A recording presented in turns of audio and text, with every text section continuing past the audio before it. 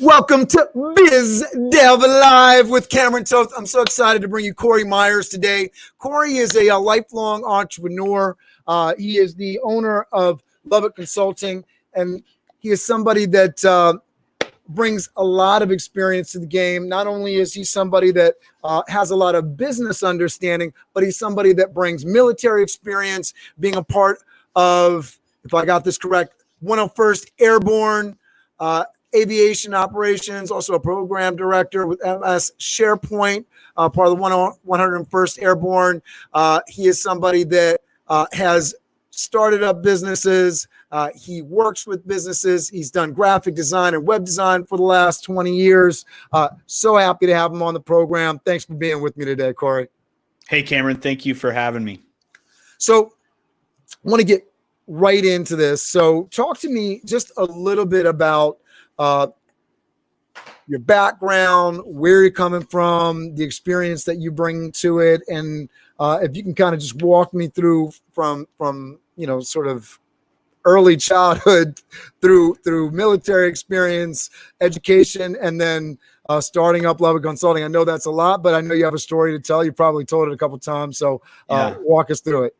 Well, let's start when I had the epiphany. I was working up in Chicago, and I was kind of miserable at my job. I was really good at my job, and then like the people though, or some, there was just, it wasn't great. I'm from West Texas. We're kind of a real kind, slow speaking kind of thing out here in West Texas.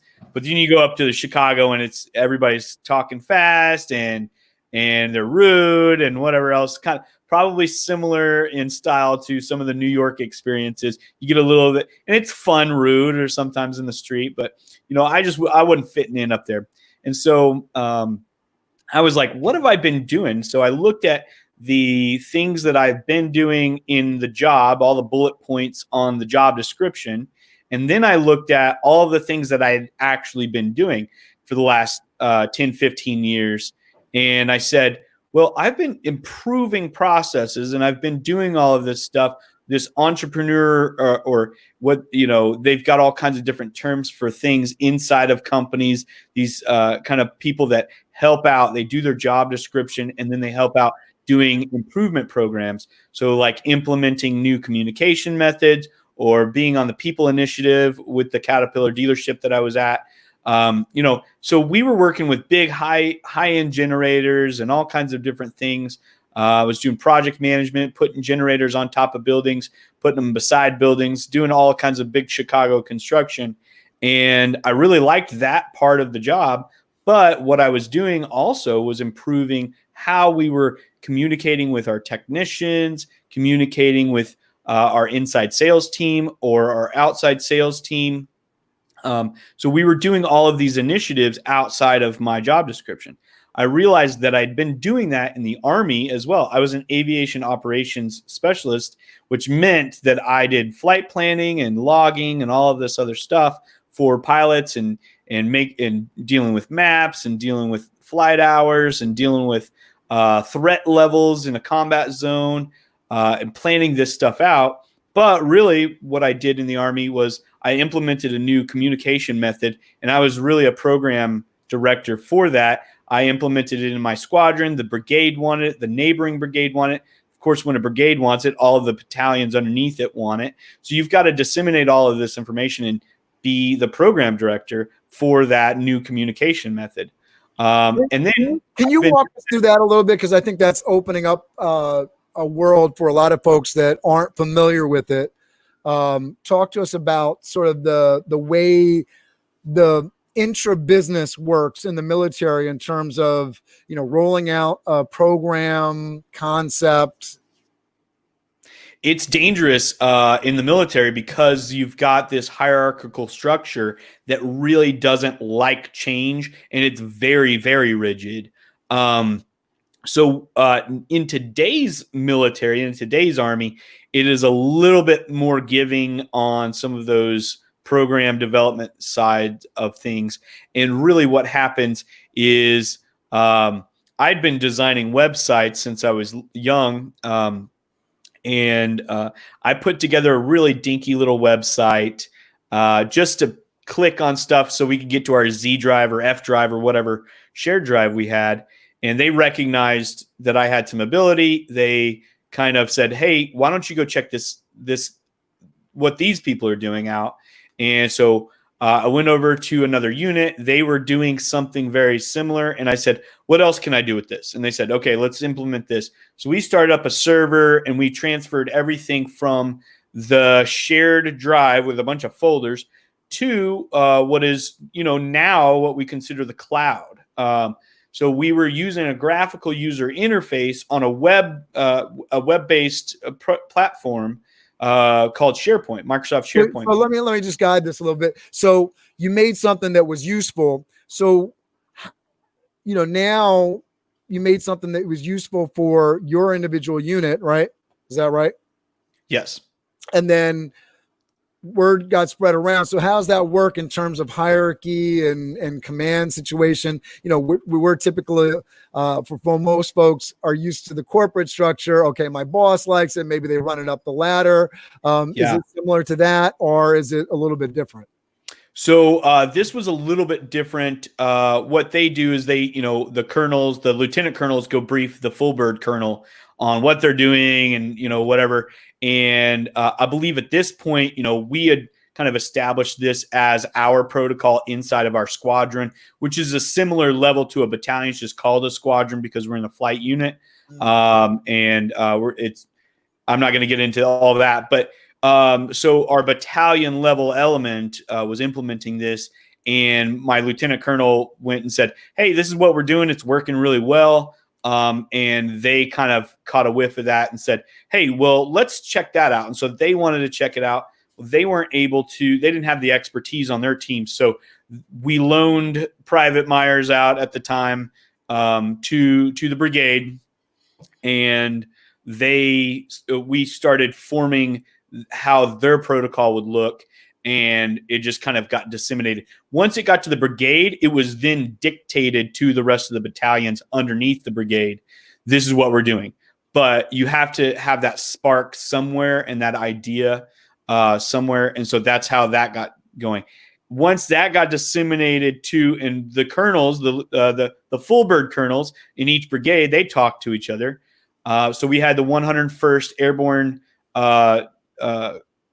division, and then underneath that we had 101st Aviation, and we had 159th Aviation brigades. So that now they talk to each other. All these different folks, and Private Myres is getting lent out to all these different folks. That's great. So I ended up having to just be the program director for that. We ended up going up to the 101st Division level. So that got disseminated to all the infantry units and all this stuff. I was actually consulting and training up some other people. So the moral of the story here is that my job has never been my job. I've always done these improvement programs or these improvement processes. Even when I was in college and I worked at Pizza Hut, I gamified the putting the pizzas in the oven so that, because we were working with teenagers primarily, right? So I gamified putting the pizzas in the oven in a certain order with the numbers, and it actually improved our accuracy on the back end on the delivery side. Because somebody would order a pepperoni, they were getting a sausage or something like that. And so we gamified that where it would organize things a little bit better for the back end when they were cutting and boxing and then throwing it into one of those bags. That's so awesome. We did that. We improved cleaning, things like that. So I wasn't just at Pizza Hut or at a restaurant doing the restaurant stuff. I was actually improving how clean we were. I was improving how accurate we were. And I looked back at all that when I was in Chicago saying, what am I doing with my life? And so I decided to start looking for jobs within the continuous improvement management realm of things. And that's really where someone said, hey, I know you're looking for this. Would you come and consult for us? And I hadn't really even thought of that. I'm like, oh, okay, I guess I could come and give you some pointers and tips or whatever. And they were thinking about hiring me anyway. And that ended up not working out. And I'm kind of glad that didn't work out because I decided, hey, I like just consulting and you just give me a check and I tell you how to, what's going on. And we just have a partnership there, and I can go do that for somebody down the street too. And then I can go do that the next town over. And then I can do that in another state. And so that really intrigued me, that I was able to help so many different companies in the same way, instead of just going to work for one company doing continuous improvement for them. So that's kind of how I got started. That's awesome. I just go back to the military experience for 1 second, just because I think that it's really interesting for folks, that don't have some insight into, military, or remain sort of like, obfuscated and mysterious. There's so much more to being a soldier than what you see in the movies, because, just referring back to Extreme Ownership with Jock Wilnick, his book, where they're talking about, these moments where they're just creating PowerPoint presentation after PowerPoint presentations with endless slides, and bettering those systems and processes so that they're communicating the plan out to their folks and the people that they're dealing with. So I thought it was really interesting in talking about, okay, Cory, now you did something interesting. How does that get disseminated, across units, across command? It's a really interesting thing. And I think there was lots of PowerPoints during that period of my life. I can imagine teaching other people. And, we created an interesting kind of thing that came out of that, was that we were teaching other people, and of course I was kind of the brains on doing the coding and doing that stuff, but I had a team around me helping me out. I had officers that were very informed on how to teach things and how to present and how to do this and how to do that. And one of the cool things that really came out of this was that we had to decide, you have to jump in with both feet or you don't do this at all. There's different phasing in of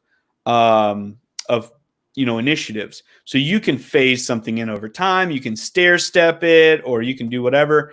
And really, if you were talking about the division, we stair stepped it because each brigade and each battalion had to implement this as a whole, individually and separately, and not all at the same time. Whereas if you're talking about the brigade, you have everybody in the brigade all at the same time. We're going to make this switch on Friday. Don't save anything else on Saturday or whatever, because on Monday we're going to be on SharePoint. So it was an interesting kind of learning thing for me to bring out of that experience, how to phase something in at an early age. And you have to do tons of PowerPoints and tons of stuff. Another interesting thing is the shadow IT department that I created, and we called it that. We call it the shadow IT, because in the military you have specific people that do IT work, and those people don't necessarily have coding skills, HTML, PHP, JavaScript. Whereas someone that's working on a Humvee, maybe that's the job that they chose to join the Army with, but they've been designing websites. They've been doing stuff on their off time. That's maybe a hobby of theirs. So we asked around and said, hey, who's good at this stuff? We don't care if you're in what we call S6, is the communications department. We don't care if you're in there or not. Let's talk about that. That's great. So that's what we did, was we created a whole IT department with non-IT people, That's cool. Awesome. Yeah, no, I think that's something that's really key. I talk about it a lot in terms of, people are multifaceted. We're not just one thing. We're not just one skill set or one idea. I want to jump forward to Lubbock Consulting. We started talking about the kind of the switch in Chicago and sort of what drove you to get into consulting. Maybe you can speak a little bit more why you're passionate about that, and sort of talk about some of the takeaways that we want people to walk away with today. I think, really the biggest thing for me is trying to decide what you're going to do and having that epiphany to get into Lubbock Consulting. That was kind of the turning point there. And it really came with planning. I had to really kind of sit back and say, what have I been doing with my life? How have I been doing it? And what is bringing value to the market? Same thing happens within a business that's already created or whatever. What is the business's core competencies? How do we plan that out?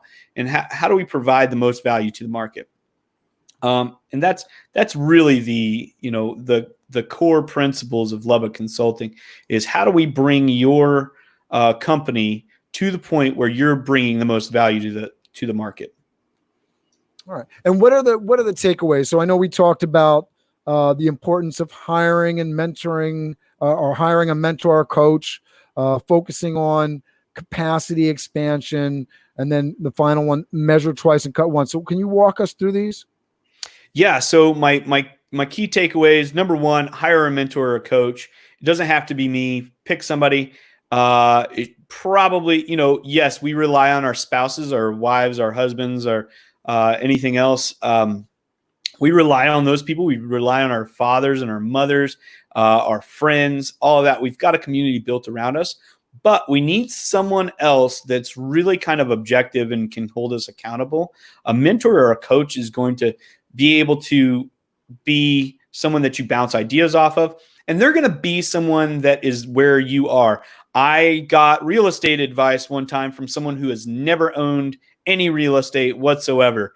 That's inappropriate. If I want real estate advice, I'm going to go ask someone who has bought multiple houses, who may have some commercial property. If that's what I'm looking into, I'm going to get a mentor that is already where I want to be, or is on that path that is a little bit further along the path than I am. That's what a mentor and a coach is supposed to be able to do for you, is give you those points of reference of things that have already happened. The second I would say is, focus on capacity. Anybody can focus on sales. You can sell, and get all the sales you want. But if you can't please your customers, delight your customers, your clients on back end, then you're failing, right? So you need to make sure that if your capacity that one customer is so delighted with you that they stay forever. Your capacity shouldn't be, so you should expand that. You should have many, many clients to balance things out, right? So think about capacity. If that's not your number one focus, it should at least be up there on your agenda to focus on in your business. I understand most people try to focus on sales and marketing and pushing things out on Facebook and pushing things out on whatever. But if you can't execute and make your client delighted, then you really need to kind of focus and shift focus on that capacity issue and that customer experience issue. And Cory, before you jump into your third, because I think we got a little bit of technical garbling. Hopefully it came out clear for folks, but I'll just reiterate, focusing on capacity expansion, your ability to sustainably grow your business and help more than one client at a time, or whatever that number of clients is, to expand that ability so that you can grow over time. For I guess a coaching business or a consulting business like yours, that means being able to expand up, hire more people that can do what you do, to work with more clients over time, or at least to take care of some of the administrative tasks, so that when you're doing one-on-one with clients, you're not also burdened with some of the deliverables. Yeah, absolutely. And I think, I can go far more into capacity. And I think the StreamYard thing, just to iterate something, sometimes it does get garbled on our end, and it turns out just fine on the YouTube or Facebook end. So hopefully you can understand me. But the focusing on capacity is something. There's all kinds of different things I talk about when I talk about capacity and user experience and things like that. Making sure that you are growing your sales along with your capacity, not outselling and not over promising on capacity, because capacity costs you money and overhead. So it costs you assets and overhead, right? So you need to make sure that you are taking your your overhead and expanding it properly. So that's focusing on capacity is a huge deal. Lots of business owners don't do it. So I'll go ahead and move on to number 3 though. Measure twice and cut once. You have to plan. You absolutely must plan. And that's, I don't know where that saying comes from. It's an old kind of adage, but if you measure twice, then you're going to cut once. If you only measure once and you're wrong and you cut, then you're going to have to cut a new piece of wood or whatever you're doing. Is kind of the thing there. But if you do that within your business, if you plan, we talked a little bit about this before we went live, is I would rather spend $3,000 to figure out something doesn't work than to just jump into something and waste $30,000. Easy. I mean, absolutely easy. I would rather do that all day, every day. And I think everybody else would too. But they get caught up in saying, well, if I just spend this $30,000, it'll probably work and I'll get my ROI and I'll get $3 million out of this or whatever, and it's absolutely insane to not have a plan. So plan out, make sure that you're doing it right. You might not have, maybe you've only got $30,000. So spend that $3,000 and cut your budget on your project down to 27, and you can probably still make that work. Right. Well, when hearing what you're saying regarding like the $3,000 versus $30,000 example, and you probably had this situation, and maybe you can talk to some of the situations that you've dealt with. But folks that we tend to steer towards comfort, steer away from pain, transition, change.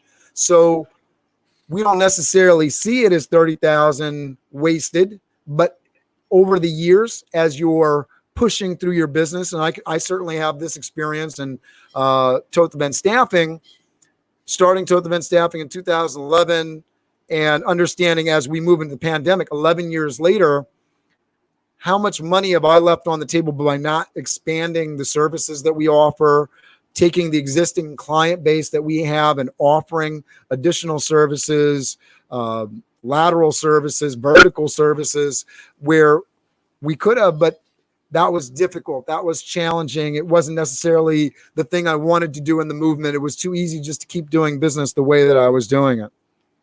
Yeah, I think, and we talked a little bit in depth on that the other day. But understanding that you have to, and this goes into maybe a little bit of work on your business and not just in your business. A lot of people are very, very comfortable with brow sweat and getting their hands dirty. And that's fine, but especially on the small business level, right? You have to do that to an extent. But focusing on your capacity issue is saying, hey, I need to be able to step back and watch things happen and manage, versus the only way to get this done is if I'm in the mud.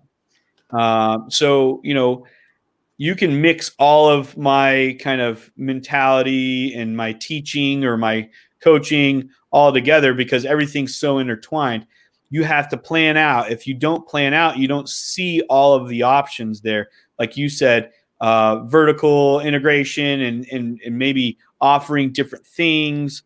If you didn't plan out, then you would never see that, or you saw that and now you really can't do that because you're in the middle of something.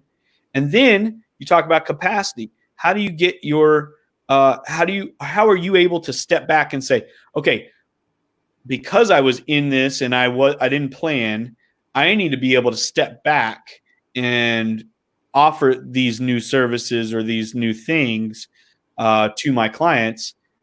How do I do that? How do I focus on that capacity? So, everything's kind of intertwined. Talk to me about, with some of the clients that you've worked with, how you've got them to move from, that brow sweat situation where they were just kind of focused on that one offering, doing it the way that they're doing it, and getting them to bring in additional capacity and maybe expand their services.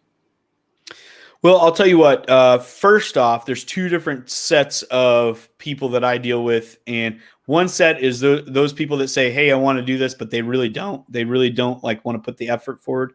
So I have a lot of people that want to expand their capacity and do things, and then they revert back to that brow sweat. And we call them hardaholics. They're addicted to making it hard. And there's sometimes you just can't get around that. The other side are those that understand the power of building a team around them to get things done.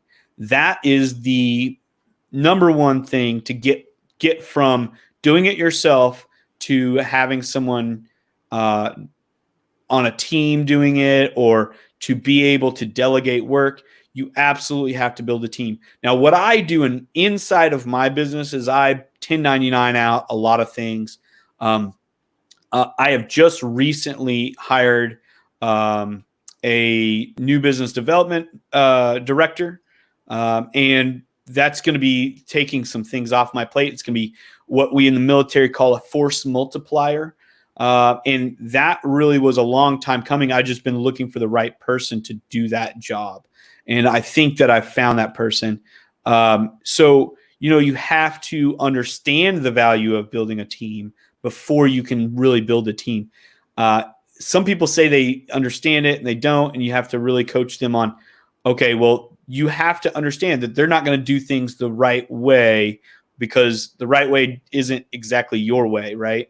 Or they're going to do it their way, and it's going to be mostly right, or mostly the way and it's going to get 99% of the job done.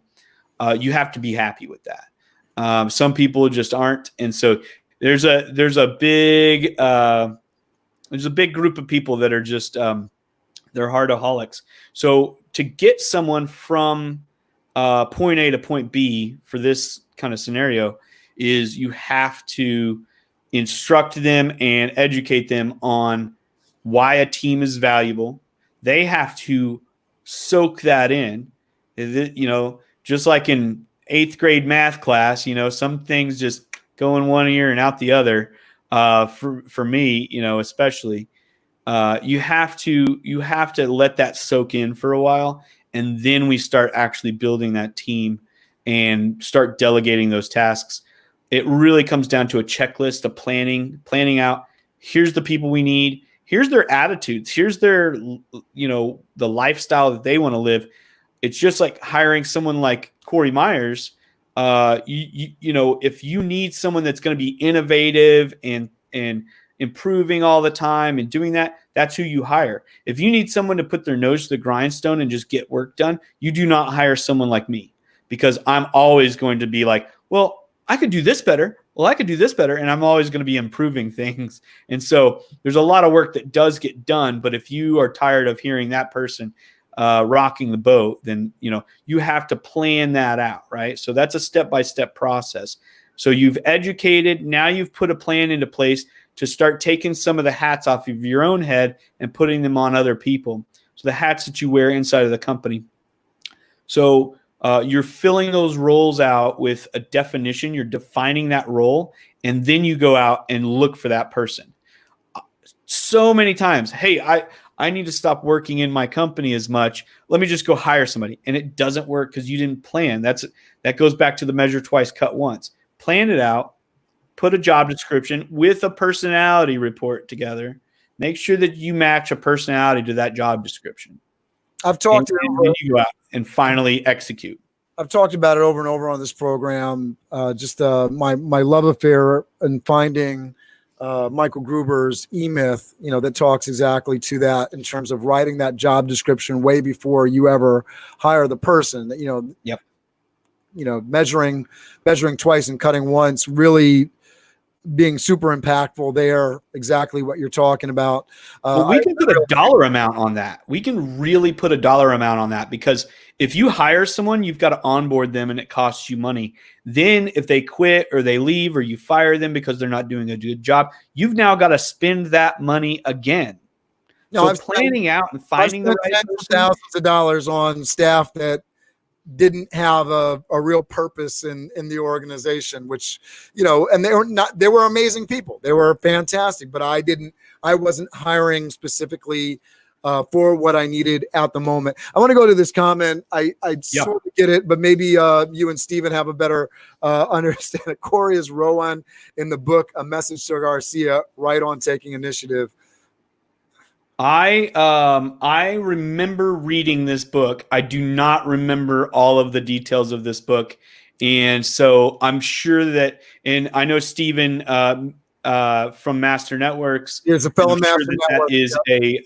That is a compliment. The essay contrasts Rowan's self-driven effort against the imbecility of the average man, the inability or unwillingness to concentrate on a thing and do it. So something about that in there. Yeah, I remember reading that. In fact, I think I read that while I was in the military. I may have read that in college, but it's been so long. Yeah, Steven's going to have to give us a little bit more. Or I'm going to see, Steven, you kind of messed up my day now, because now I'm going to have to go read this whole thing this afternoon. But I'll definitely look it back up, and I'm sure that's a compliment. And if he's talking about the taking initiative, absolutely. You have to, like, my personality, and this is, I was explaining the Myers curse to someone else the other day. There was a horse out in the middle of a busy intersect or a street in Lubbock, Texas. So we're not, we're a city. We have an airport, but we still have horses, like, in the city area. Like, there's neighborhoods that some people still have horses and stuff. So some horses got out into a busy road, and everyone else was driving, like, looking up at these horses in their little cars. They got their little Honda Civics or whatever. They're, like, driving slowly around these horses that are in the middle of the street. And this is West Texas. You should know your way around a horse, in my opinion. But most people still do not. They don't deal with horses every day. And my personality is, my dad's personality, my grandfather's personality, my uncle's personality is, we're just going to nip it in the bud. We're just going to take care of this. So we're the ones that herded the horse into someone else's yard and got it out of the street and called the police so that we could get that situation handled appropriately. But, that's what we do as Myers. So it's the Myers curse. If it's not being done, we just end up doing it.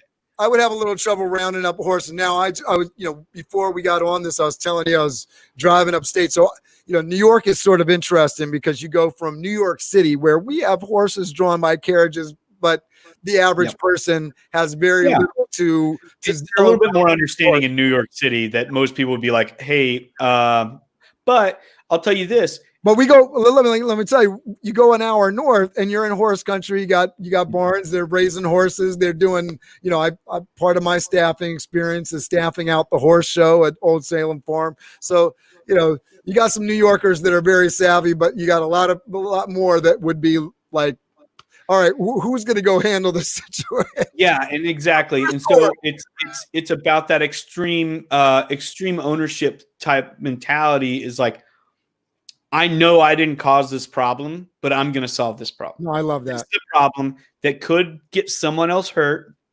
I'm going to take responsibility for this, and I'm going to go do this. Whether you round them up or not, if that person in New York City who's driving down whatever, and there's a random horse, the person that calls this in to get some help, that's the kind of person.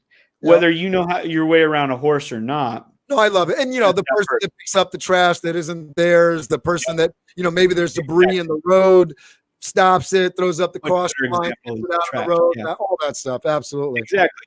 Yeah, handle the problem and take responsibility, take initiative. I think it's very, very important that you match that person with the right job too, though. So good to great, find the right people, and then put them in the right seat on the bus. That's what I feel like I've found with my new business development director, Emily Griffin, is we had talked, and I'd known her for a while, known her and her husband for a while. And because of the COVID-19 stuff, I found out that she was unemployed, and I went home. I didn't even think of it. I didn't even think about it. And then, like, it dawned on me. And I think it was like 3 a.m. I woke up and I was like, I need to hire Emily because Light bulb. she has these qualities in a person. That's what I've been looking for. And she's got this kind of skill set. I think it would be a good match. Right. So that's what that was the epiphany in hiring Emily, hiring Cindy. And Emily is my intern. So I've got interns. I got Emily. They're doing fantastic. So sorry for getting that mixed up. But Cindy, I think Cindy's going to be really, really good in that position. So far, she's doing fantastic work. So, that's really what you got to do is kind of get the right people, and then the people that you are going to really relate to, and those people with the right personality of taking opportunities and executing, and actually getting things done. If you're hiring somebody to just do some work, then you need to hire that person too. So what's some of the most challenging things, or the thing that you find with business owners that you're working with the most, that's the most typical challenge that you're dealing with? Typical challenges that I deal with on the daily basis is education, mostly in different areas. I would say operations wise, really what it comes down to is, how do you rationalize hiring a new person or putting an initiative into place where the ROI is maybe a little bit fuzzy? So that's really difficult to understand. Hey, we don't know, this person's really not going to contribute to an ROI that you can see right away.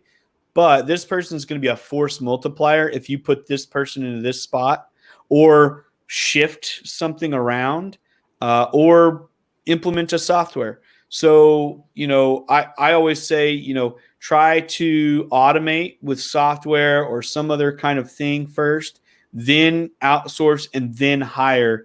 Unless it's a core competency, then that core competency needs to be the opposite direction, right? So if you're delegating some work, it depends on how you look at it, right? But that would be the biggest core competency piece for business owners and entrepreneurs that you're working with. What's an example of a core competency that you would, hire for, not hire for? So I would say your core competency in a winery, you would want to hire a professional winemaker to make your wine, right? Your core competency is not cleaning the tanks, although that's something that really needs to be done well. You can hire pretty much anybody and train them up on that. So that's an interesting thing. The others, or maybe storing wine, driving a forklift. Lots of people can drive a forklift, so you can hire them to haul the pallets and put them somewhere else. Or skid steers. What do y'all call them up in New York? Skid steer or forklift? Forklift. Okay. Some people call it a skid steer. So let me make sure I'm being clear on some of that. But that's a core competency, is the wine. The quality of the wine coming out of there needs to be such that you need to hire someone that's proficient in making wine, versus hiring someone that is just good at doing tasks, and we know pretty much the basic principles of how to make wine, so let's just kind of wing it. I would say core competencies also kind of play into what we were talking about before, I think, is limousine drivers, or something like that, where your core competency is really customer service. Anybody can drive, but really what you need to focus on is hiring someone with a very great personality to drive and be very, very customer centered, and make sure that the customer is taken care of at the highest level when they're being driven. When they're paying for their service, they need to be so comforted that this is such a nice driver. Yeah, it's an interesting thing, with something like that. And I think that speaks to the heart of a lot of businesses. If you're if you're hiring a chef, should they be better at cooking or better at working with people or better with customer? It really depends on what's the situation. If they're cooking in front of a window where they're going to be engaging with customers all the time, then they better be good at, interfacing with the clients. And that's sort of, that's the core competency that you need to be hiring for. If there's no customer facing and they just are working with people, then you need to make sure that, better than being a chef, that they're working with, especially if they're producing in a big kitchen, that they're good at working with people. The cooking is almost secondary. You can get the recipes and get the training for the staff, but they need to be able to do that training and do that work and organize. It's a really interesting thing. And working with an organization, I know I've experienced it multiple times over and over and over again. You think you're hiring for one thing and you're really hiring for another. Going back to that, measure twice and cut once thing, I really learned that, especially when it came time to hire a bookkeeper, because I, was hiring totally the wrong way because I hadn't built out that job description. I hadn't built out an understanding of what that core competency needed to be. It was a QuickBooks Pro that I needed. That was the core competency, and I wasn't even looking for it. Well, and I think too, in something like hiring a bookkeeper or somebody like that, you need someone that is not only going to do that for you, but they're going to be able to, without hesitation, calmly and nicely explain things to you, the business owner, on what's happening. So they need great communication skills on what's happening within the business so they can communicate with the business owner. So if you're hiring somebody that's doing bookkeeping, invoicing, all that stuff, you need to be able to say, hey, what's going on with this? And, we had someone that was doing that kind of stuff, and they would get really defensive, not in Lubbock Consulting, but with another business I was working with. Anytime you ask them a question, they get really, really defensive, like you were telling them that they're doing their job wrong. And you're not. You're just trying to ask a question as a business owner. You own the business. You need to be able to look into stuff like that. So that's a core competency of that job position, whether you think so or not. You need to have someone that does know how to do bookkeeping, but they also need to be able to communicate as well. I'm wondering, I don't want to go too off on a divergent path here, but going back to your military experience, I imagine that's something that comes up often. People entrenched and they're defensive of whatever their system is. You talked about it before, people not liking change, but the military has to be, for very, very important reasons, flexible, communicative, open to processes, because lives are on the line. If a supply doesn't get where it needs to go, an email isn't being communicated the right way, literally lives are on the line. So how does the military deal with that kind of entrenchment and lack of communication? How do they train folks to not be that way? Do they train people not to be that way? To an extent. So I gotta. It's funny now because it's been 10 years and no one actually got hurt very bad. So I'm sure there was some scrapes and some bruises, but it's really interesting that you say that, because there's a great example of this.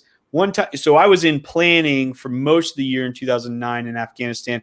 So Regional Command East is the east side of Afghanistan, all the way from the Tora Boras up to China, basically. And, so our part of our territory reached out and touched China. And so we had that whole area. We had all kinds of stuff going on. One of the flights that we had was we were going to go pick some guys up, some special forces main mission. And hopefully I've got some time to tell this story. I'll try to keep it short. But the Special Forces' main mission is to train indigenous forces to fight back against people like the Taliban and Al-Qaeda. So we're training someone in their own country to help them fight. So we're down there training some villagers. We took some weapons. We took a big box of weapons. We took some ammo. We took some food. So we're pretty equipped down there, these Special Forces guys. And our mission as an aviation unit was to go take a Black Hawk and a Chinook helicopter and go pick these guys up. And I won't really tell you where they were, what they were doing, but basically they went down there to train. That's their primary mission as a special forces. That's what, and Navy SEALs have different things, and Force Recon and the Marines have a different mission. But so that's what they were doing. We are going to pick them up at like 2 a.m. It's dark. The moon's not out. All this thing, all the situation is right. And it's what we call a green situation. There's no threat in the area. There's no high threat in the area. The moon is at the right brightness for night vision goggles, but not bright enough to have a shadow coming through the air to be shot down or any of that stuff. So we've got all of the situations are fantastic. Well, things started to break down. So I was in the planning office for most of the year, but and I didn't finish that statement. I guess I moved into the Tactical Operations Center at the end of the year. So I was managing the current operations, the missions that were going on as I sat there, right? This mission was briefed up. Here's what's going to happen at 2 a.m. We're going to fly down there. We're going to pick these guys up. We're going to bring them back here. And so great. Thumbs up. Everything's green. Fantastic. Well, first things first, they lose their dog somehow. Well, a military working dog is a soldier in any account. So we have to start after a certain period of time. We have to actually do a full search and rescue, just as if we had lost a human soldier. So that's a big no, that's something that went wrong. Right. We have to be flexible with that stuff, right? So we're going to delay the pickup because they're not going to have their dog back or whatever by 2 a.m. Then they got in a firefight and they had an RPG launched directly across the landing zone we expected to land in. So that immediately jumps our threat level up, right? Yeah, that would make me concerned about landing in the area. Yeah. So my job is to say, hey guys, let's reconsider or let's brief up the next level of authority that needs to approve. So green approval, green threat level, green approval, all the stuff, that's done. We've approved that. That's good. That's good to go. When it starts to get to yellow in threat level and red in threat level, then we really need to start briefing up the lieutenant colonel. We need to it's 2 a.m, 3 a.m. We need to wake up the lieutenant colonel, get the approval. If it's yellow, if it's red, we need to brief up the general I believe red for that was the full bird colonel. And then he would elevate it if he thought he needed some additional approval. But my job is to alert the battle captain, who is an 03, not super high in rank, but hey, this is the protocol. This is what we need to do. And we understand that we have to be flexible. We're going to have to pick these guys up, not at the 2 o'clock time frame. So we start pushing this back and pushing it back. I'm like, look, the sun's going to start coming up. We're going to get into this twilight morning zone. I can't remember what we called that. I know it was like beginning of morning nautical twilight or some BMNT. And so that's when the sun's not up, but you've got brightness. Magic hour. The magic hour. Absolutely. So magically, we're going to get an RPG shot at us. Exactly. I'm like, hey, this is not good. Let's not do this. So I come up with a plan. I'm like, hey, guys, you got ammo. You got food. You're good. You hopefully killed all the Al-Qaeda and Taliban or whatever who was in the trees earlier. Or you scared them away or whatever. And not to get too graphic, but hopefully you took care of that situation. Can you guys stay another day and we'll pick you up in the dark tomorrow night? So I'm talking to their lieutenant colonel because they're monitoring this mission closely. I got to imagine they're probably not excited about staying another day, especially with RPGs and whatnot going on. No, yeah, they're not excited. Now, of course, a firefight lasts for a couple of minutes and then they're done. And then, sometimes it lasts a little bit longer. But I was like, hey, the threat level's going up. We can pick you up, but we're going to have to brief up these people. This is what's going to happen. And so I talked to their lieutenant colonel and he's like, hey, man, that sounds like a fantastic plan. You've already looked that you've got, I planned ahead. I said, do we have the aircraft tomorrow night? Because sometimes you don't. We might need to get this done. So I said, hey, if you guys got food, you guys got ammo, you guys can hunker down.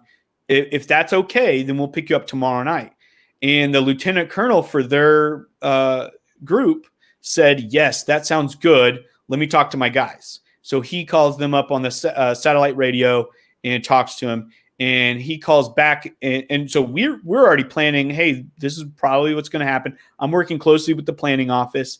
And the sun's going to start coming up. So we really need to like nip this in the bud, either go pick them up now or wait until tomorrow. So he calls back and says, no, we need to pick up this morning. And so I said, okay, well, we'll have to brief it up and get it approved. He said, cool, deal. So I talked to the battle captain. The battle captain says, no, we don't need that. We don't need approval. I'll approve it. I'm like, you don't have authority, So we're flexible, except for this battle captain wants his little silver star or whatever he wants for rescuing these guys out of danger. And so I log it down and do all the things that I'm supposed to do.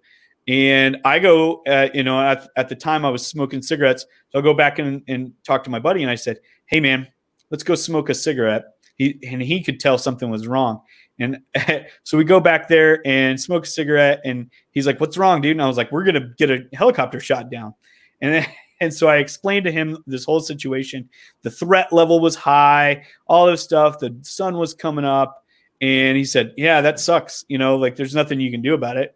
If so-and-so said, you got to do it. So I was like, okay, well, go back in, sit down, frustrated. So my replacement was supposed to come in at 8. This is me being bitter, I guess, a little bit. But my replacement was supposed to come in at 8 a.m. So they usually come in at 7:45, get a brief up, and then I leave about, 7:53 or something because I've briefed my replacement. I can go to breakfast / dinner at the time and go to sleep. He didn't come in, and the fallen angel call came in at 7:57 a.m. And so I had to stay there. The rules are that you got to stay there for your aircraft to be recovered. So there's a fallen angel. Hold on, see if I understand. So at this point, the aircraft has been sent to pick them up, and it did get shot down. Yes. So the aircraft did get. They had to go down there. They did get shot down. There's a fantastic. No one got hurt, thankfully. There's a fantastic write-up about the fact that it got shot down and the recovery effort in Jimmy Blackman's book, Pale Horse. Go pick it up on Amazon. Jimmy Blackman, it was our lieutenant colonel at the time, and we had to wake him up or he was probably up by that point, but we had to brief him up that a helicopter had been shot down. He illustrates well about the recovery effort and things like that. But at that point, that's kind of an illustration of how to be flexible. You come up with a plan, you make sure that you take ownership of the thing. And then sometimes there's the inflexibility of leadership saying, no, this was the plan. We're just going to still pick them up. And they just don't really get it. So there is training. There are things that you do, but it depends on the person and the person taking initiative to really do that. And I'm not trying to brag on myself that I was saying, hey, look, I'm calling this or whatever. What I'm saying is there was 2 different people in that office, and those 2 different people had different opinions on how to do things. And so there is a flexibility that you need in the military to be able to come up with an innovative solution to a problem. And then there's those people that are just going to say, well, we were caveman wise, we were supposed to pick them up at 2 a.m. So we're going to pick them up whenever we can, right? We're just going to caveman this and beat it to death, right? So and that's kind of what happened. And luckily we had more innovative people going and recovering that aircraft, because that was a mess as well. I know it gets a little sticky with issues and everything, but was that something that because of what happened, the aircraft being shut down in terms of the military, was that problem in the chain of command fixed? It was not. It was fixed eventually because that person is no longer in the military through their own personal choice. Yeah. But I think that's one of those things where, it comes down to politics on some things. And so it's really, really hard to shift a big ship. you got your battleship. It's going to take a long time to turn that battleship. Whereas you got a destroyer, some smaller little, like a fishing boat, you can just whip that out on a dime, and turn that right or left. Right? Culture, So, right? Culture. I'm sorry. I speak so much to culture. Like if you, in your organization, create a culture where it's like, hey, this is why we do it. This is, there's, especially military, right? Lives are on the line. We do it this way because this is the right way to do it, because this is the way that is going to be most effective, not only in military campaigns, but for preservation of life and our values. It's such a crazy thing. I mean, I value your experience so much because you've been through that, and being able to transfer that through your consulting business to clients. It's got to be nice. In closing, tell us who you like to help, why you like to help, and then maybe we can just hit on our 3 takeaways, and you can close it out for us. Well, the people that I love to help are the people that that really want to focus on their business, growing their business. I focus on specific things as far as target market and things. But I'll tell you, the best people are the ones that really, really have a drive and a passion about what they are best at. And they just don't have all of the tools. I love to help give people tools to put in their tool belt, in the operations camp, in the sales camp, in marketing, in branding, those kind of things, as well as that leadership button. Let's check that box, right? So Inspire, Thrive, Lead is my hashtags. You can pull my website up. I want you to enjoy life as a business owner is number one. So inspire, thrive, and lead. I want to inspire you, your team, the people that you help. I want you and your team to thrive. So we want to expand that operation so that you're putting better quality food on your table and having a better quality of life. And then I want you to lead and manage effectively inside of your business and in your community. So those are the kind of people that I help. Those people that are extremely focused on what they're doing and they want to be able to be those leaders in the community. All right. So we're just going to reiterate for our folks here that a couple of things that we talked about today: the importance of hiring a mentor or coach, focusing on capacity expansion, your ability to fill the needs of multiple clients for your organization, to grow and expand so that you can continue adding to that, and then measuring twice and cutting once.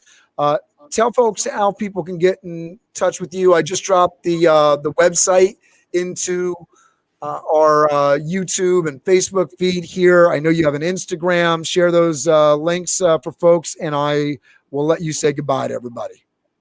Yeah, thank you again, Cameron, for having me on. The absolute best way to find all of everything is LubbockConsulting.com. And he's got the LubbockConsulting.com/services up. You can find all the links there to Facebook, Instagram. We've got a Twitter.